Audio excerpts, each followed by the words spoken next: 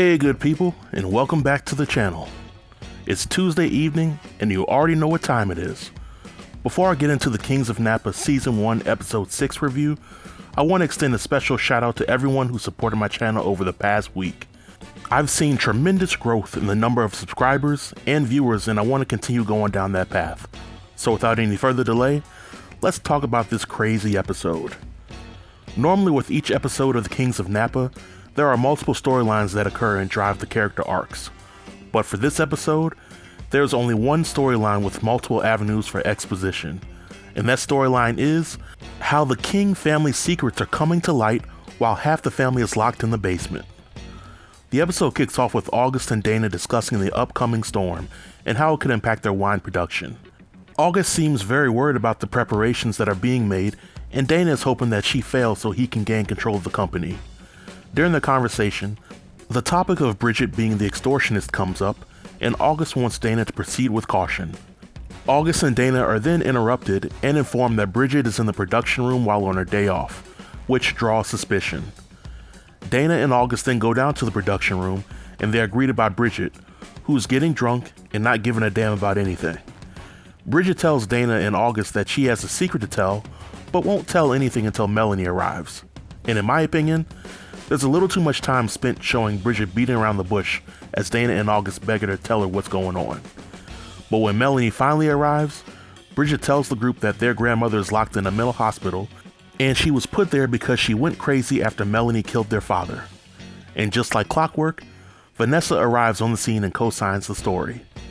Now after Vanessa arrives, the power to the house goes out, and in convenient fashion, the power outage locks 5 very hostile family members in the same room, and it impacts the fermentation process of the wine, meaning that if the temperature of the canisters rise above a certain degree, the wine will go bad.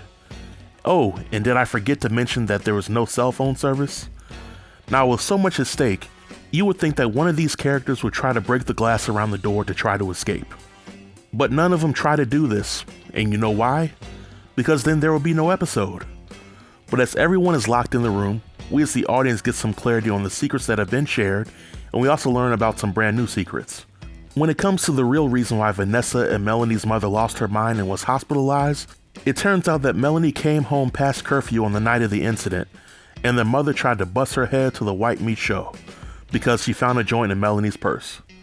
Melanie's father tried to break up the fight, but the mother pushed him away, causing him to fall, hit his head on the table, and sent him to the upper room. The mother then coached Melanie to lie to the police about it, as well as Vanessa, and Vanessa has hated Melanie for it ever since. And upon hearing all this, Bridget calls out Vanessa for lying to her, and Vanessa in a roundabout way admits to lying because she wanted to hurt Melanie the same way Melanie hurt her. That was pretty cold-blooded if you ask me. But Vanessa, being the professional victim that she is, turns things around on Melanie and accuses Melanie of leaving her to take care of their mother as her mental health deteriorated. All seems to be forgiven between the two of them until Vanessa gets worked up again and brings up the affair between Reggie and Melanie. Melanie then throws down the proverbial draw 4 card and tells the children what really happened, which was that Bridget was conceived before Reggie and Vanessa got married. Furthermore, not only did Vanessa cheat on Reggie, but she also abandoned her kids in the process to pursue her own career. And as expected, August and Dana don't take this news too kindly. But Vanessa talks her way out of the mess, and I gotta hand it to Vanessa. Whenever she's backed on the ropes, she knows how to talk her way out of anything. But as time is passing, Dana is getting updates on Rose and her whereabouts. And Dana is growing more and more angry because he fears that his wife is gonna leave him for Bridget. And as a man, I can say that I can't imagine what it's like to be a dwarf, but if my sister tried to steal my wife, then I gotta take somebody out, plain and simple. Somebody's gotta go. But as tensions continue to reach a boiling point in the episode, August uses her gift of gab to motivate her family and makes them forget about decades of drama that they've been stewing over. And just like clockwork, the electricity comes back on and the day is saved. As the ladies of the family are celebrating the power coming back on, the police come to the house and they arrest Bridget. Turns out that Dana called the police and accused Bridget of being the extortionist. As Bridget is being put in the patrol car, Melanie tries to intervene, but the cop shoves her away, causing her to fall to the ground and hitting her head, which causes her to have an aneurysm. And that's how the episode ends. Now on a scale of 1 to 10, I give this episode a 6. I wish I could give it a higher rating, but if the fate of their company was really on the line, they should have tried a little harder to find a way out of that room and get help. But I appreciated the storyline that was shown in the episode, and it looks like there will be a huge build-up for the remaining episodes this season.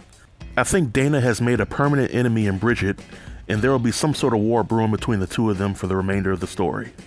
But this marks the end of the review, and if you have any questions or comments, leave them below in the comment section and I'll be sure to reply to each and every one of them.